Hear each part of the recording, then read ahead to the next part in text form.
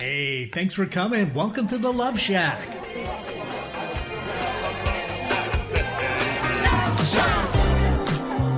Hey, welcome to the Love Shack, a little place where we get together, explore fresh perspectives, and eavesdrop on juicy conversations and uncover the mysteries that nobody talks about, but absolutely influences our relationships.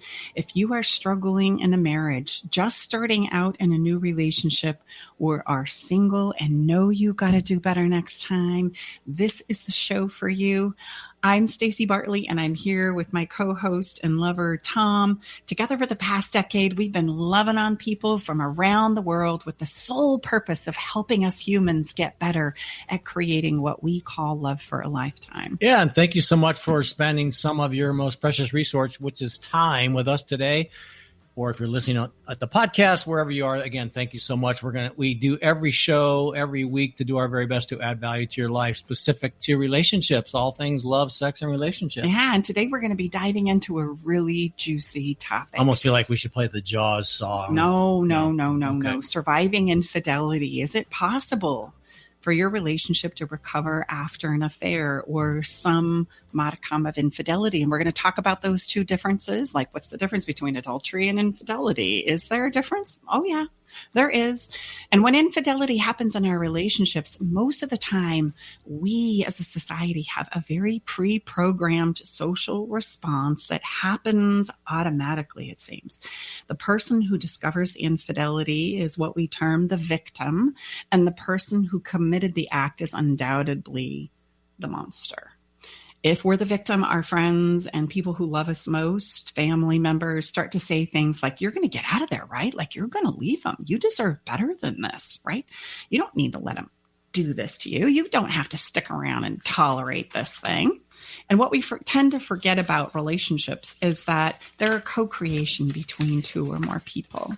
And so as much as we would love to think that just simply getting out of the relationship or terminating the relationship would solve all of our problems, it seems like it would, but it's really not that simple. So we've got to have the conversation around, how do we navigate through these things that are difficult? Like, this is probably the thing that in committed long-term lasting relationships we fear the most, is finding some form of infidelity or betrayal happening in the background that we didn't know about. And would you say, in all the private clients we've worked with over the years, babe, would that be one of the largest reasons why people come see you? See us? Absolutely. And the reality is there are three core emotional drivers that create the desire for us as human beings to be unfaithful in our committed relationships. But the rehearsal of the social narrative will be upheld unless we start to dive into other options and possibilities, as well as how to talk about this very difficult thing. And then we can step into new places. We can step into true healing and creating good out of outcomes that started what seemed to be tragically. So we invite you to stay tuned and join us for this very different and important conversation that must be had about surviving infidelity. There are important aspects to this very, very painful experience that we need to understand to truly know the best solutions for the people in our lives and the families that are affected. So we're going to invite you to get your favorite beverage, check your judgment at the door. We're going to do a little emotional weightlifting here, and we'll tell you all about that too if you're just joining us for the first time. We'll be right back. Here's what one of Stacey Bartley's clients says about working with her. Working with Stacey has been life-changing in a very magical way. I wanted to work with Stacey when I left a long-term marriage because I didn't want to repeat any of my relational, how would you say, unhealthiness. I'm so amazed how she has taken her experience and wrapped it into her own program, a program that is designed specially for you, for anyone that moves forward with her. She's unique, she's profound, she's magical. She has a love for others that is unmatched, and it would be a gift to yourself to work with Stacey. To book your 30, 45-minute, or 60-minute session with Stacy, go to stacybartley.com/checkup. Hello, I'm Nathan Mum. Join me and Mike Roday as we host a weekly technology show that talks about technology for the everyday common person. We are a live radio program that airs Saturday from 4 to 5 p.m. on YouTube, Facebook, and Twitch. If you go to facebook.com/TechTimeRadio, youtube.com/TechTimeRadio, or twitch.tv/TechTimeRadio, you can catch us live Saturdays from 4 to 5 p.m. You can find us at all podcast services online, from Apple to Google and everything in between. Are you ready for something real, raw, upfront, and honest? Then tune in each Wednesday at 2 p.m. right here for Love from the Hip. I am spiritual hypnotherapist, master esthetician, and the host, Sakura Sutter. This show is unlike anything you have ever heard and was created to help others to help themselves. Hear me follow up with guests I have hypnotized and see how it has improved their lives. I will also spotlight amazing people from around the world. There's skin tips, live readings, and answers to life's burning questions. Join us each Wednesday at 2 p.m.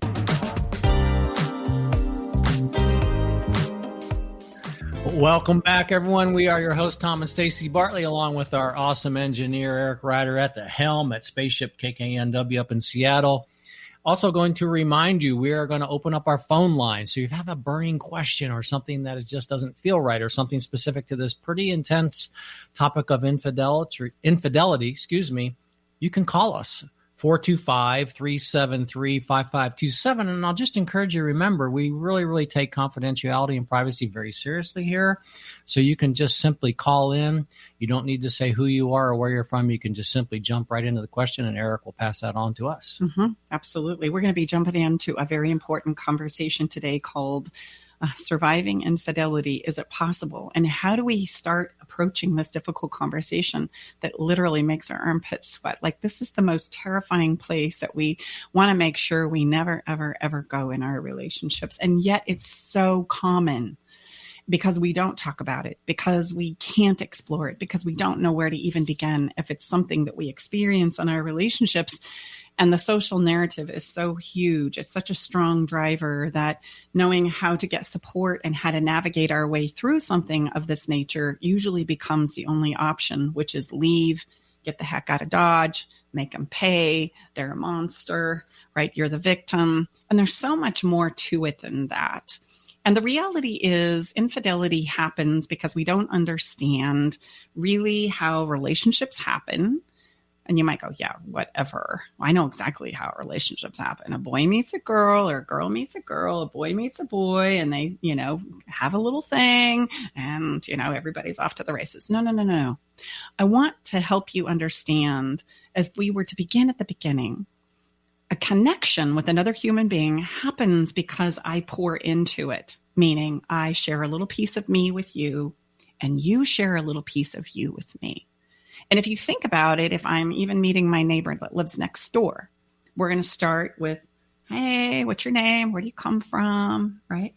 You have kids, right? Are you moving from this place? Did you grow up here? We're going to have some conversations like that. And as we share little bits and parts of ourselves, there's a connection or a familiarity that actually starts to take place. Now, when it comes to intimate romantic relationships, it's the same, right? The same principles apply. And this is important as we jump into the conversation around infidelity, because it seems like, especially sometimes for the person who accidentally finds themselves in a place of infidelity, it seems like it just happened naturally and normally. And then all of a sudden it turned into this thing, and I was stuck and my hands are in the air and I don't know what to do. And then because I don't understand what's going on and I don't know how to handle it, I don't know what to do. The social narrative is strong. I tend to kind of start keeping it a secret. I tend to start creating opportunities and other places where this person I've started connecting with and sharing more of myself with, it takes on some momentum, and then I don't know what to do about that. And so as we start this conversation, I just want to point that out to you. That connection is created when I share a little piece of me with you and you share a little piece of you with me. And it's inevitable as we crisscross with human beings in our lives all over the place, whether it be through work, through our health routines, our neighbors, friends of friends. We're going to meet people that we've never met before. And so we know this. We know that there's some inherent risk there, but we don't know how to protect ourselves in our committed relationships. Yeah, and for context, I think an important question. Actually, I just learned this in our pre-show prep. Share with us, what's the difference between infidelity and adultery? Oh, very good question. Infidelity is a broken commitment or promise that I have with my person, with my special somebody. And infidelity usually is speaking to the emotional nature of ourselves, right? The act of adultery is actually having intercourse with somebody outside of my relationship. Stay with us. We'll be right back.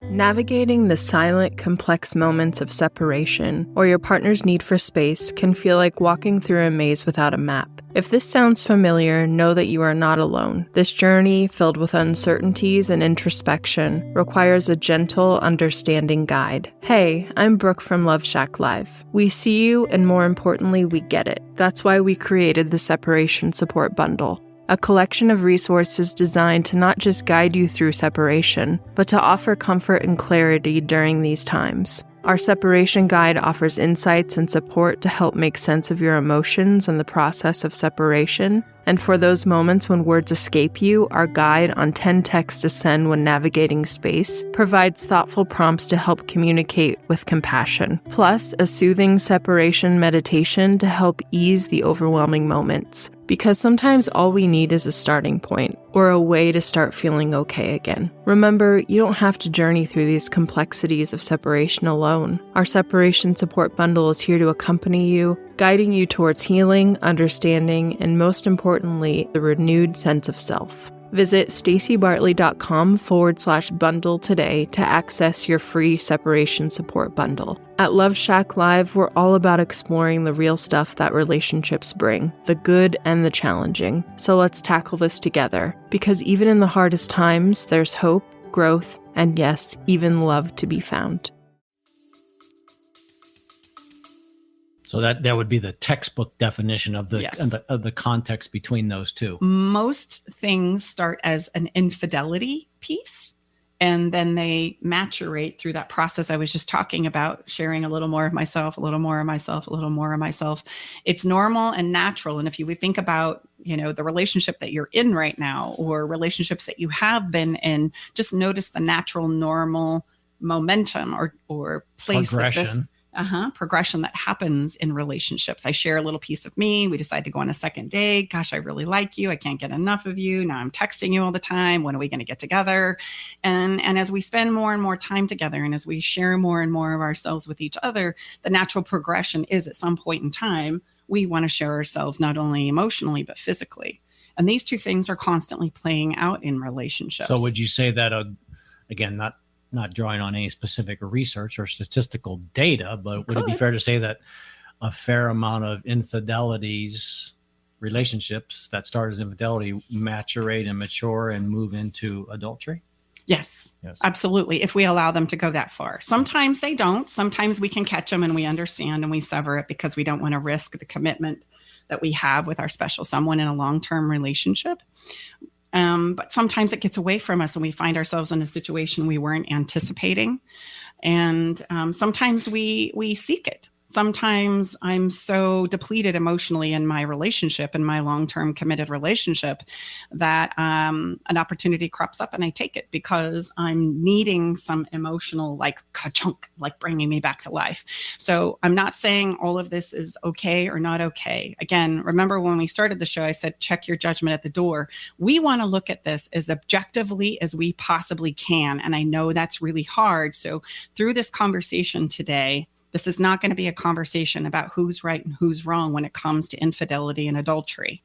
We have to check that conversation at the door. And by the way, if you want to benefit, if by chance you're dealing with infidelity and adultery in your relationship, you must find somebody who has the ability to do that. Because I'm going to tell you right now, if you find help and support in a place where you're going to size up who was right and who was wrong in this conversation of infidelity, it is not going to go well.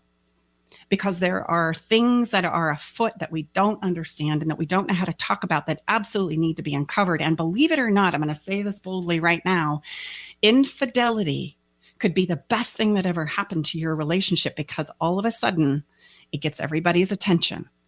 And we get to assess, oh, wow, this relationship is really important to me. I really am willing to put in, to work harder, to learn, to grow. And there's a motivation that happens inherently if the relationship that I'm in is really valuable to me. So a true wake up, I would say, so similar to when you hear, sometimes hard to believe, someone maybe that has experienced a really, really significant health challenge, and they've gone through that. And we hear that when you read books and hear people being interviewed, that they'll share. It seems to be very honest and earnest that that's the best thing that ever happened to them. Like, wow, how could someone, because of the wake up of the clarity of the realization that there aren't that many things that are truly important in life. So you get real clear real fast. You know, Tom, that's a really great analogy. And we use those analogies a lot in our teaching and in our frameworks, where we compare and look at the physical and how we show up in the physical world versus the emotional world. And unfortunately, we don't talk about our emotional bodies or our emotional selves or the emotional world enough to truly understand how to take care of it and where these things happen. And so they just seem to happen out of thin air. And that's not true, because when we start to understand the principles of our emotional bodies, it all starts to make a lot of sense, which is what we want to gift you here today. And so you're spot on. Just like a health challenge, right? We know that there's a problem. We know that it's going to need our attention, but we keep thinking we've got time. We keep thinking it's going to work ourselves out. And man, it's going to take a lot of effort and energy. And I know they love me, and I know they love me, and I love them. And so we're just going to let this go, even though I know I'm not getting my emotional needs met, et cetera, et cetera. And I'm going to dive into those three biggies right now.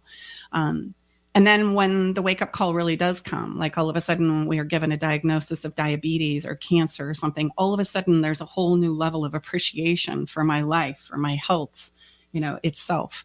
And that's very true when it comes to relationships as well. And relationships, by the way, are the most emotional experience as human beings that we embark on. It is the highlight of the emotional body.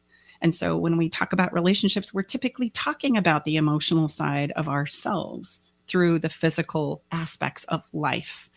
And that's what makes it so complicated. We don't know how to share the emotional that's fluid, dynamic, invisible, and the darn thing can time travel on you. And we really don't understand that I do pour in, I do create these connections that are very, very real. And I know when they're present. I know when we feel connected to somebody. I know when, right, I got you, you got me. And I also know when it's slipping through my fingers and it's beginning to atrophy like a muscle that hasn't been used in a long time. And in long-term relationships, the sharing of ourselves, especially from the emotional side, sure, we'll talk about the logistics of life. Who's going to take the kids to the soccer practice, and who's going to pay this bill, and who's going to make dinner tonight? And oh, remember trash nights on Thursday. You're going to take care of that? We talk about relationships through that lens instead of how I feel in the relationship, what's going on for me, what works for me and what doesn't. And that's part of what contributes to the breakdown. When we first come together, it's all about the emotional. Hey, oh my gosh, you love that. I love that. Oh my gosh, you want to dream that? I do too. This is going to be great. It's the sharing of our emotional selves that creates that connection or that sense of connection between us. So I was going to say, so rather than what sometimes we initially think has just kind of happened out of thin air, we would challenge you, and we do that with great love and respect. I love that. Robin Sharma is the first person I ever heard that from.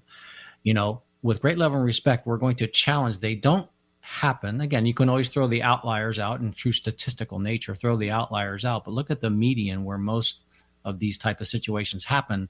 We're going to give you the reasons, at least from our experience working in the last 9 years, 10 years with many, many individual singles and couples. What are the reasons? What are the reasons people have affairs when they are in a committed relationship? Okay, the three emotional drivers that creates this experience. And we're going to invite you to right now look at where you're putting in your emotional time. Like, where do you go when you truly share yourself emotionally with another human being? Is it in your relationship, your committed relationship, your person? Or do you find it's easier to share your emotional self outside of that? And I want to just affirm and confirm with what Stacy shared. The reason why we bring these, what may be viewed as pretty intense topics, is because no one talks about them. And if no one's talking about them, nothing's going to happen. Stacy always likes to say, look, we can handle anything as long as we understand what's out on the table. So there's no judgment here. Look, this is the life journey. This is a relationship journey. But to not speak about infidelity and adultery in our vantage point would be irresponsible, because it's all over the place. So let's talk about it. And there's no winners and losers. There's no right and wrong in our body work. We try to be as objective as and neutral as we can possibly be, helping you take your next best step. And if you're in this place, it's very difficult. And there aren't too many places and people that you can go to and even share it. And so because we can't talk about it and share about it openly, it prevents us from being able to successfully navigate through it, work with it, and know where to even begin. And so let's highlight the 3 emotional motivators that creates infidelity that ultimately leads to adultery. Not always, but that's the trajectory, right? Sometimes it can start the other way around with adultery, and then I build an emotional relationship, right? Just to kind of get a thrill. But that's very atypical, right? It's very atypical. So let's start with number 1. Okay. The number 1 thing that happens is my emotional needs are not being met, and I don't know how to get them met. And I start to make up as a human being a lot of things about myself that simply aren't true. But we human beings come with a lot of self-doubt, a lot of insecurities that we're wrestling with. And there's a reason for that. That is the something that we push against in order to become who we have the capacity to be, which has got to be a conversation for another time. But most of us, if we're going to make up something about ourselves as to why my person is doing X, Y, and Z, it's going to be some form of self-doubt or deprecation. I'm going to think I'm less than. It's because I'm not pretty. It's because I'm fat. It's because I wasn't educated. It's because of my upbringing. It's because fill in the blank. And we can go so many crazy places and come up with so many great things to fill in that blank. And so that prevents us, this less than prevents us from showing up in our relationships. And so when things aren't working for me, I have a tendency to not state it. Hey, you know what? My emotional needs just aren't being met in this relationship. One of 2 things is going to happen. I'm either going to get my face ripped off, and there's not any place or any room in our relationships to talk about it because we haven't been taught that that's okay. The person that you're sharing this information with, right? I'm not happy in this relationship. I'm not getting my emotional needs met. We need to do something about this. Their self-deprecating and doubt is going to kick off, and they're going to challenge that, saying, what are you talking about? That's crazy. That's not okay. And so it never really gets addressed. And we have a couple of rounds of that, and then we decide to just not address it at all. I'll handle it on my own.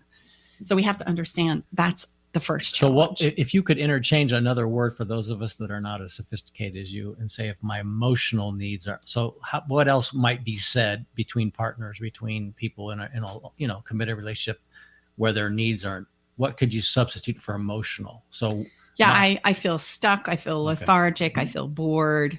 I feel like you don't care. I don't feel like you value me. I don't feel like this is important to you, right? I'm not emotionally doing well here. Gotcha. I'm not feeling struggling. I'm not feeling it. Not feeling it. You know, Okay. it's just kind of flatlined. It was really great. And this is the typical narrative. It was really great in the beginning, and it was so amazing. And then we flatlined. And I don't know what to do. Starts off well and tapers down from there. And we've kind of bought into that's normal, just because we don't talk about There's the a bright picture. Experience, right? Who's signing up for that? Well, nobody wants to sign up for that, which is why when it starts to flatline, which is inevitable, by the way, people, it's going to flatline because emotional is energy, and energy ebbs and flows. It's a natural order of the universe.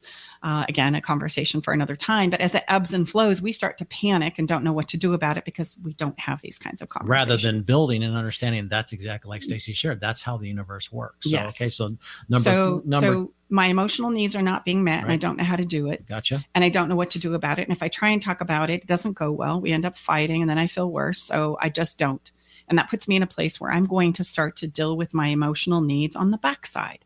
And I'm going to start to get involved with things that feel my emotional self, where I feel successful, I feel wanted, I feel like I can do it right.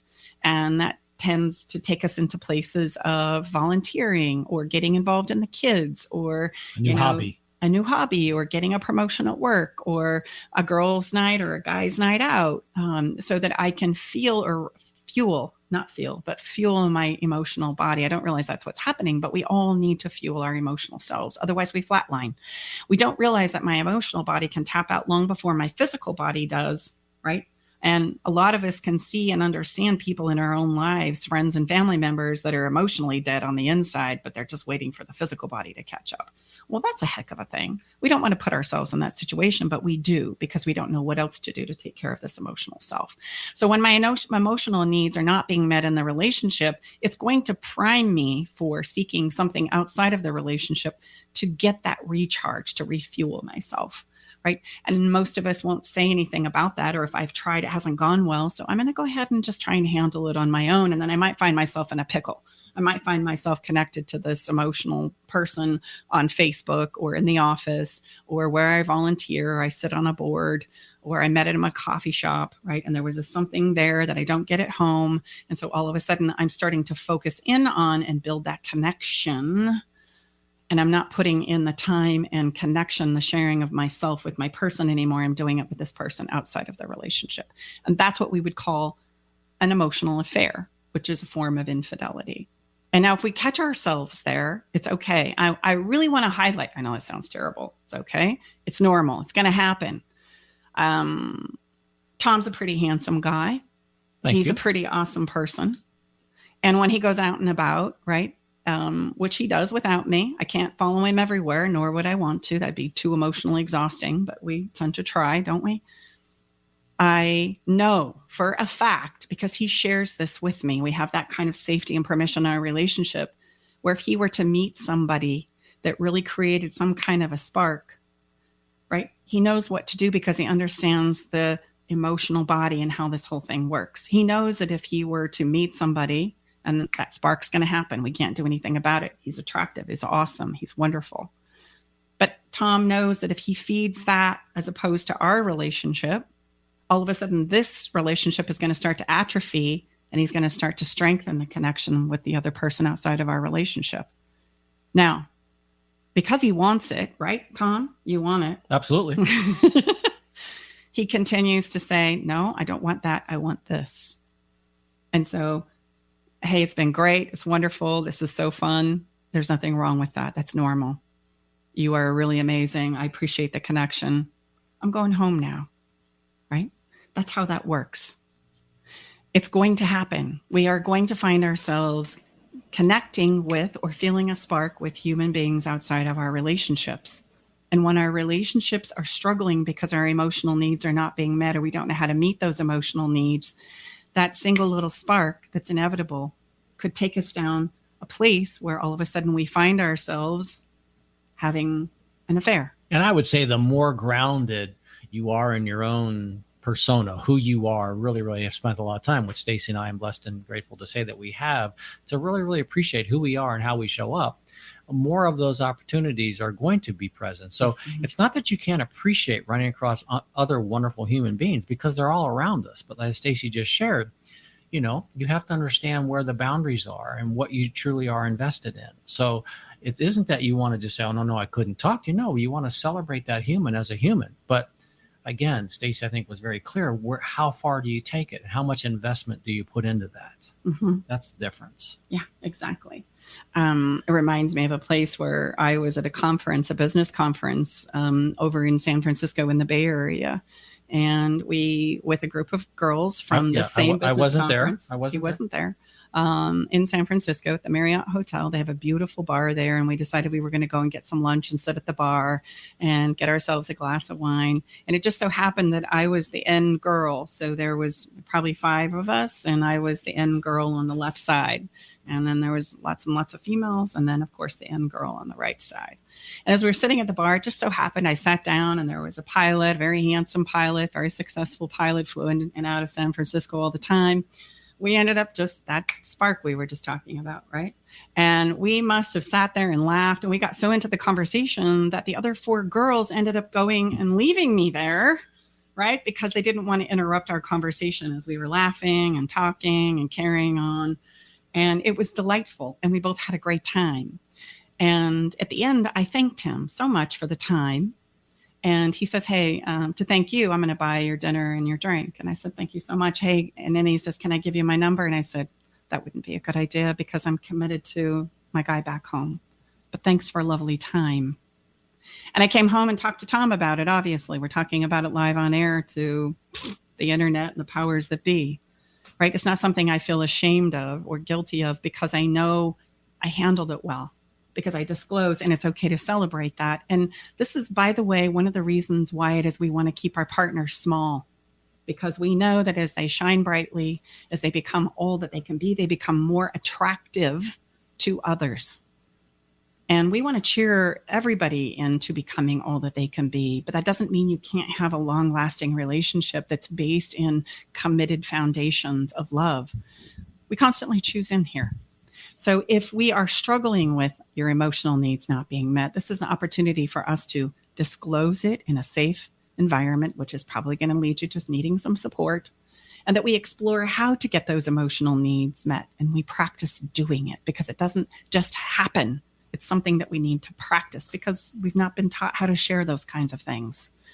And like I said, we typically, if we do, it doesn't go well. And so then that shuts us down again. Or, right, we're trying to control and manipulate others because we're terrified that they're going to find somebody outside of myself. And that's what leads to these unspoken conversations. Let me just add here, in my emotional self, I show up as good as I feel.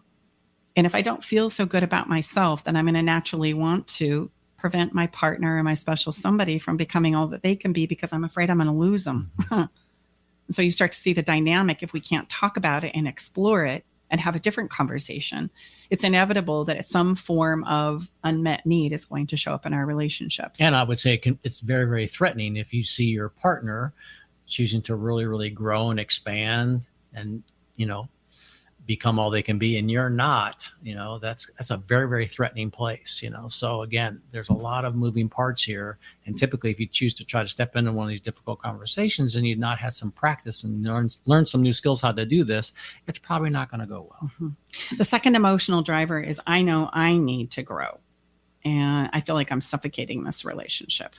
I've gone along with what didn't work for me for a really long time. This could also be a progression from number one, my emotional needs are not being met, and now I've given all I can and I need to grow. Or I can just feel like I need to grow and I can't do it here. You know that there's more for you. You believe that the person that you're with can't grow or won't grow with you, and you long to be free to explore more of who you have the capacity to be. Again, if we could talk about these things, we make up assumptions that the person that you're with will or won't do a lot of things. And then we show up as though that's true without ever saying, hey, I feel like I really need to grow or explore more of who I am. Are you supportive of that? Let's say let's just write on this, because I think this could really apply to a lot of, because again, we're Stacey and I've been together 10 years. We're both very different than who we were 10 years ago. Mm-hmm. So if you've even been together longer than that, you're not the same people that you were when you came together. So let's say one partner is really into growth, personal growth, expansion, trying new things, and one partner isn't. If you can get to this place to really, really explore what's going on, is it still possible? Let's say the one partner still is not too excited to grow, but really in support and will try to make it work with this other partner. Is that possible? Yes. Well, we forget that it's the pull, the push and pull that helps us become who we are. Sometimes I'm growing and Tom goes, okay, this is important to me. I'm going to show up. I know I got to do this. I know this is important to you. I'm going to do it. And sometimes the roles are reversed. Sometimes I say, okay, Tom, I know. I'm lagging behind.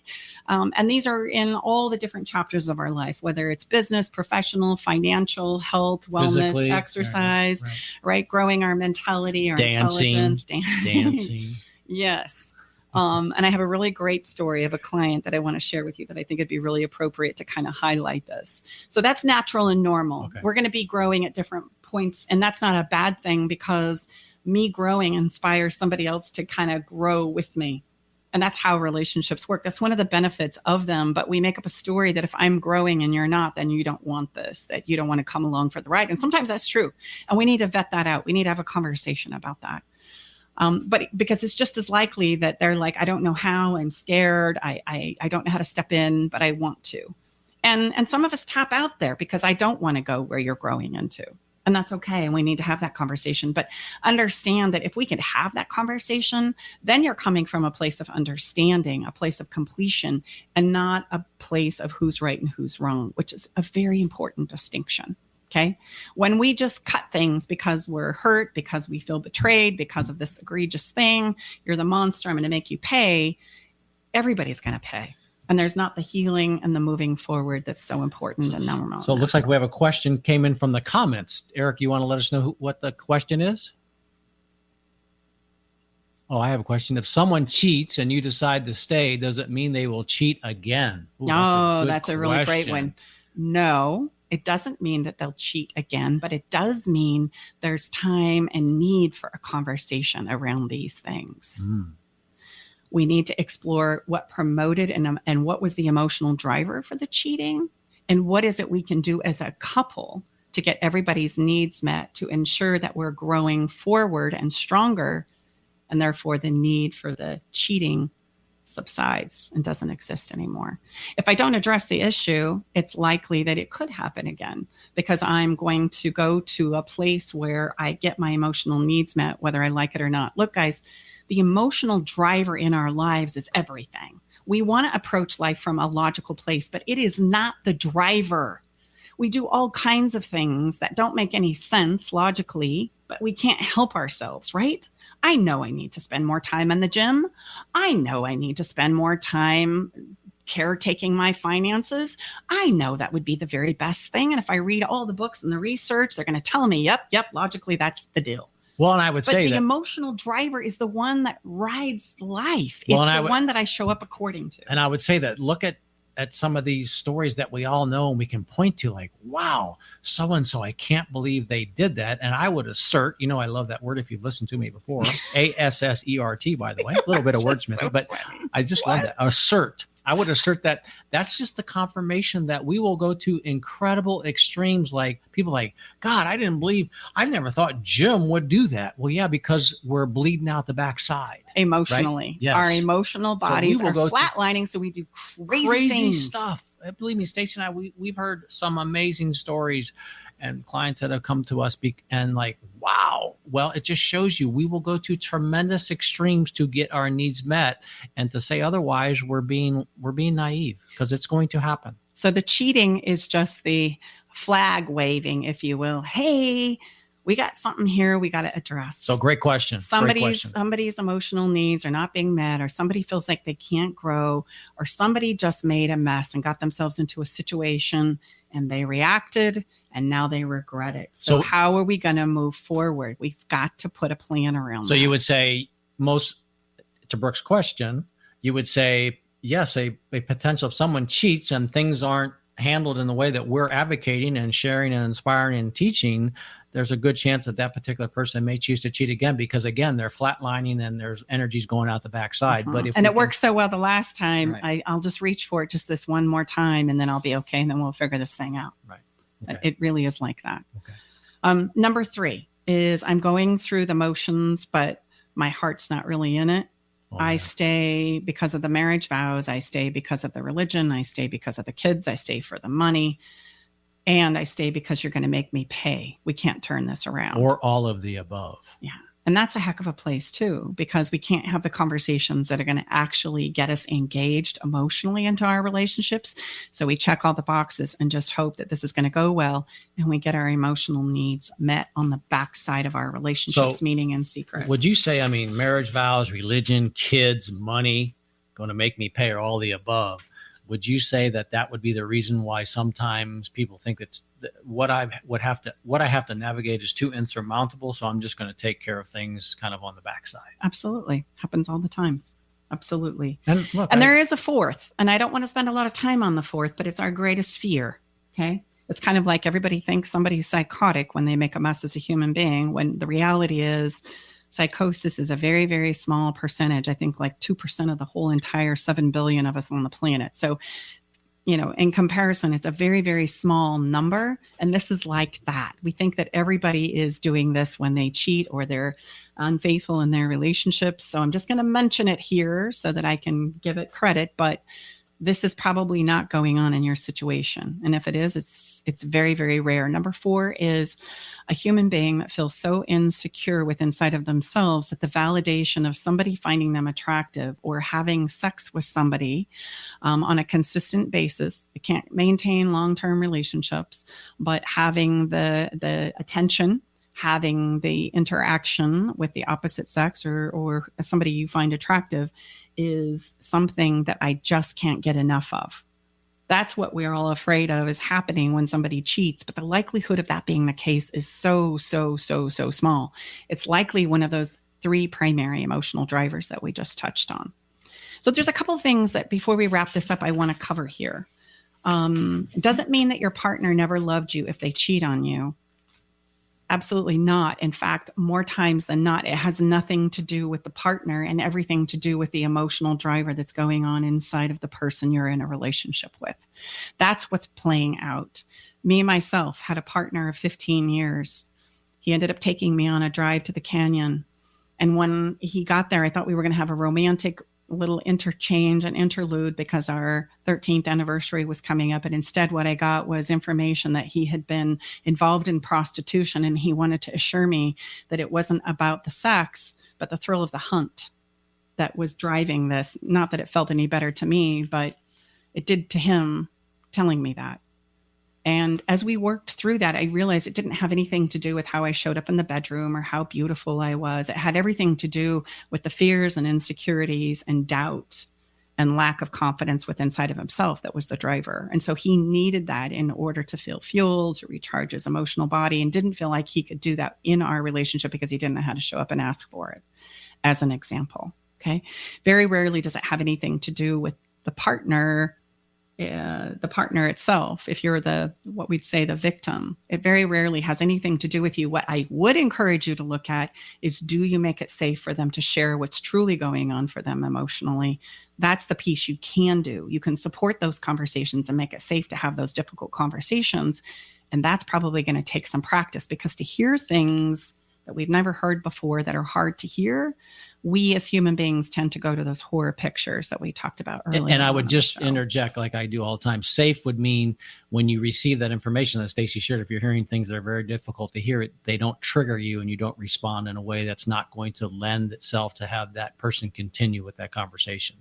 So you have to train yourself and learn new skills and ways to be the receiver and also the sharer of these places of difficulty. It is possible, but it's not how we're born from the womb. We don't know how to do that unless we take some time to learn how to do it. Yeah.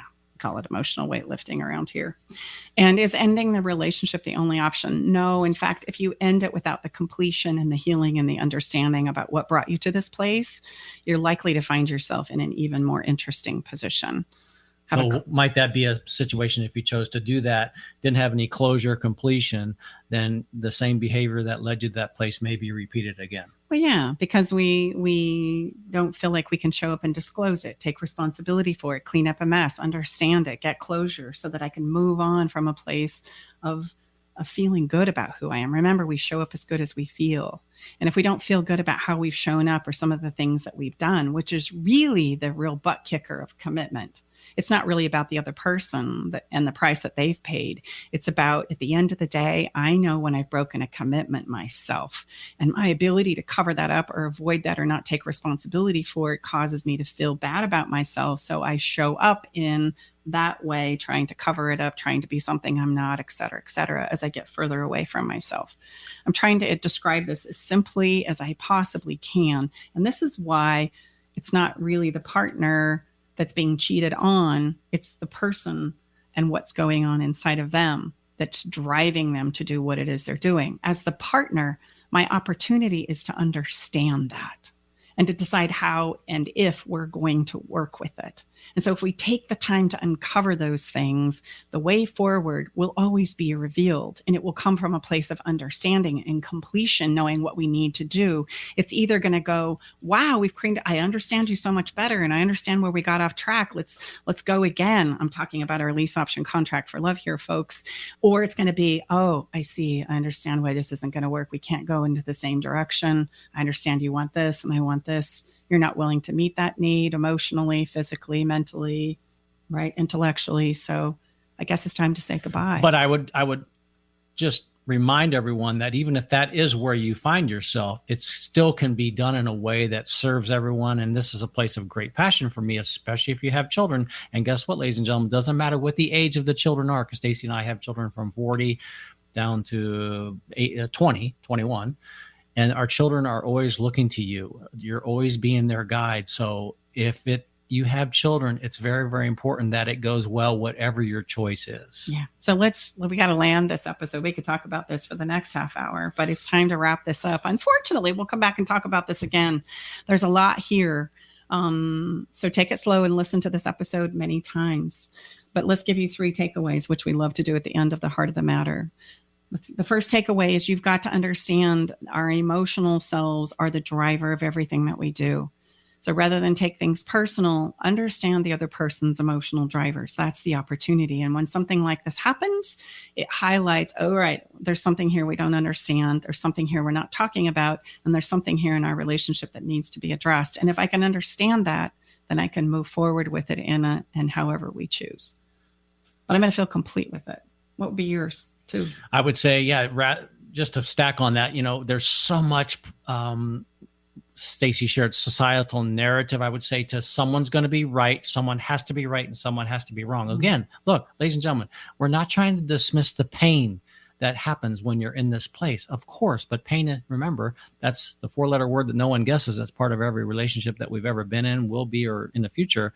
But rather than trying to make someone right or wrong, it's so important and difficult to say, okay, well, let's understand what were the ingredients that facilitated this. That's always the case. Everyone's got to take responsibility, the victim as well as the person that, there's something for everybody. There's something for everyone. And that's a big one. That's a big gulp moment. And let's leave them with this. Okay. You can get through anything in a relationship, up to and including infidelity and adultery.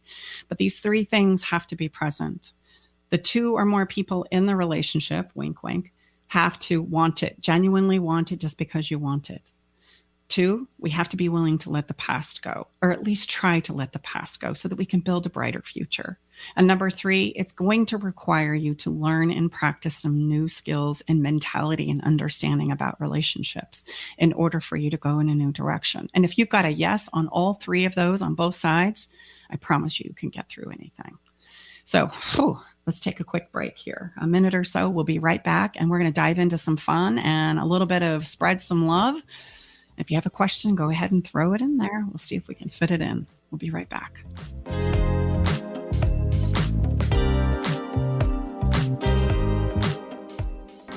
Here's what one of Stacey Bartley's clients says about working with her. Working with Stacey has been life-changing in a very magical way. I wanted to work with Stacey when I left a long-term marriage because I didn't want to repeat any of my relational, how would you say, unhealthiness. I'm so amazed how she has taken her experience and wrapped it into her own program, a program that is designed specially for you, for anyone that moves forward with her. She's unique, she's profound, she's magical. She has a love for others that is unmatched, and it would be a gift to yourself to work with Stacey. To book your 30, 45-minute, or 60-minute session with Stacey, go to staceybartley.com/checkup. Welcome back. We are your hosts, Tom and Stacey, along with our engineer up at the spaceship, KKNW. Thanks for being with us. We just gave you a lot to chew on. If you just joined us, if you just joined us now, go back and listen to the heart of the matter. It was intense, but it's important. And now we're going to step into some follow the fun. Yes. What do we have, Mrs. Bartley, for the follow the fun? So we've given you something to think about, and now we need to give you something to kind of bring back in some fun. Just bring a little balance back into this whole. Yeah, it's important. Stacey's our fun coach of our relationship, and she does a great job with it. And today, I want to encourage you to make a favorites list. Now, a favorites list. And the reason why I chose this is because of the truth. You would be on my favorites list. Oh, I'm so glad. That's very sweet of you to say so.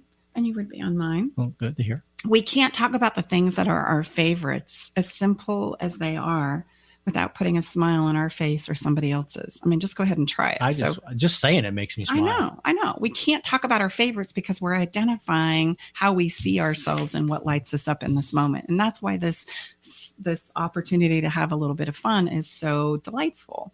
So I want to encourage you to become familiar with your favorites, and I'm going to give you a list of them. I'm going to rattle a bunch of them off, or to memorize and come up with and understand the favorites for somebody that you want to connect to.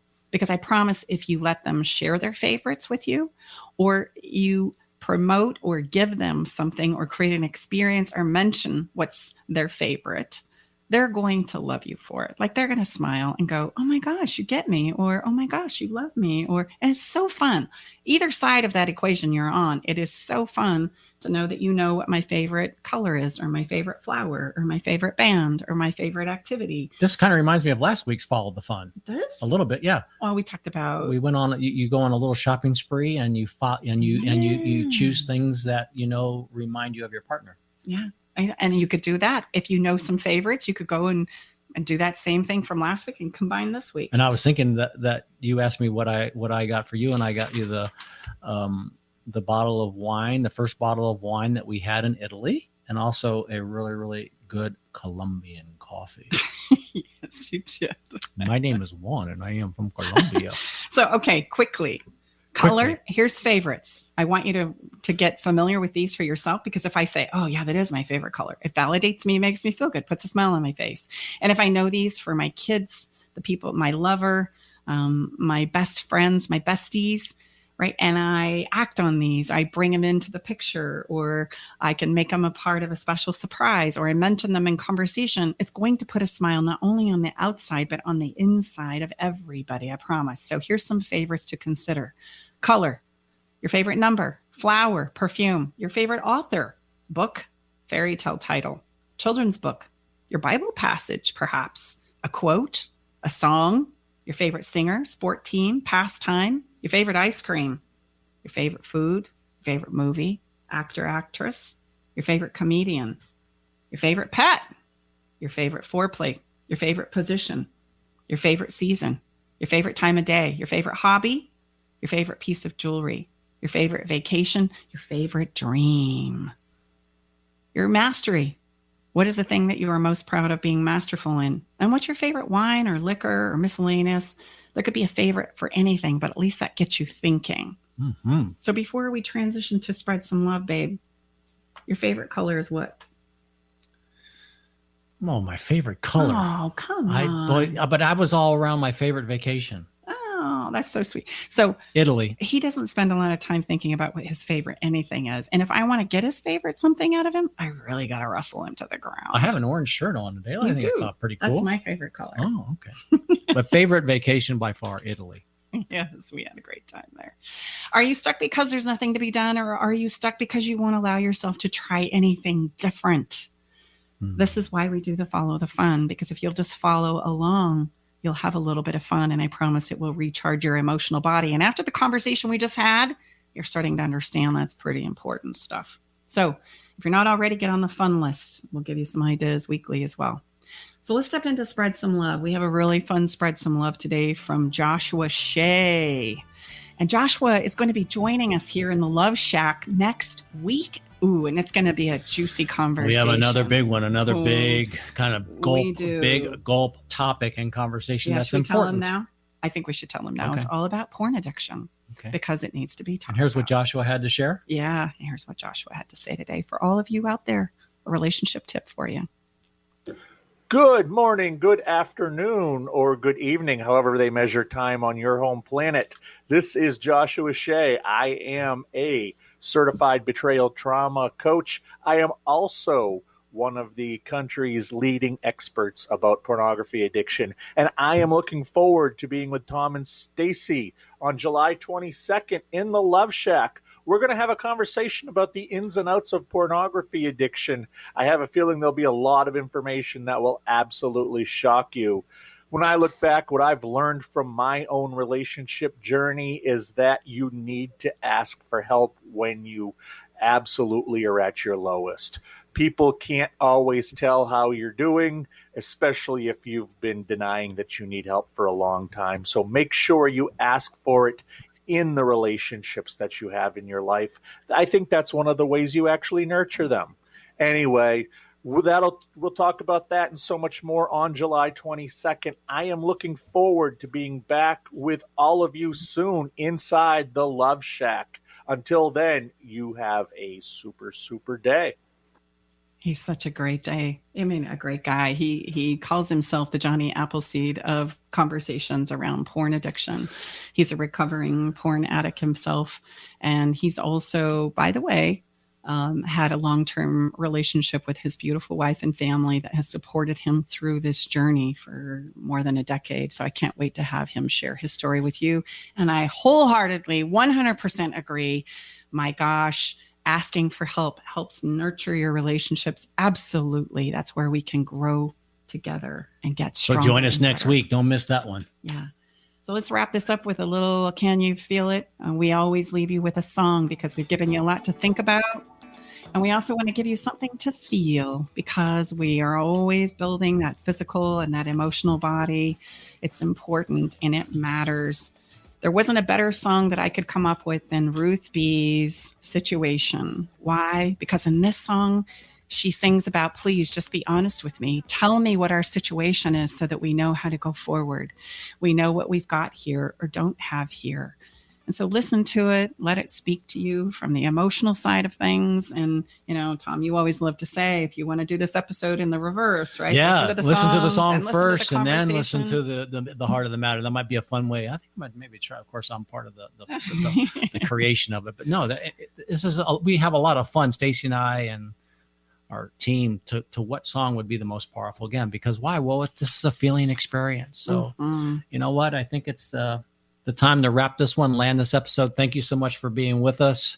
We really appreciate it. If you, wherever you're listening, you know, live, YouTube, Facebook, you know, streaming through KKNW. And a special thank you to Joshua Shea. We look forward to having him on the show next week. Thanks so much for your super tip. It was spot on. I can't wait to have him in Thank here. you to our incredible engineer. Makes us look and sound so good, Eric, at the spaceship at KKNW. And until next time, we'll see you. See you next week, guys. We're Tom and Stacey Bartley, hosts of Love Shack Live. Thanks for being with us. We'll see you next week.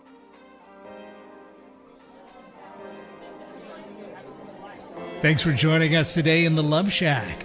We hope you came away with something that made your toes tingle. To learn more about everything you heard on today's show, go to staceybartley.com/podcast. Love the show? Help us spread the love by sharing the show with others. Okay, everybody, time to go. We got to close the doors to the Love Shack for this week. You don't have to go home, but you can't stay here. Come back next week, though, and join us for another edition of Love Shack Live with Tom and Stacey Bartley.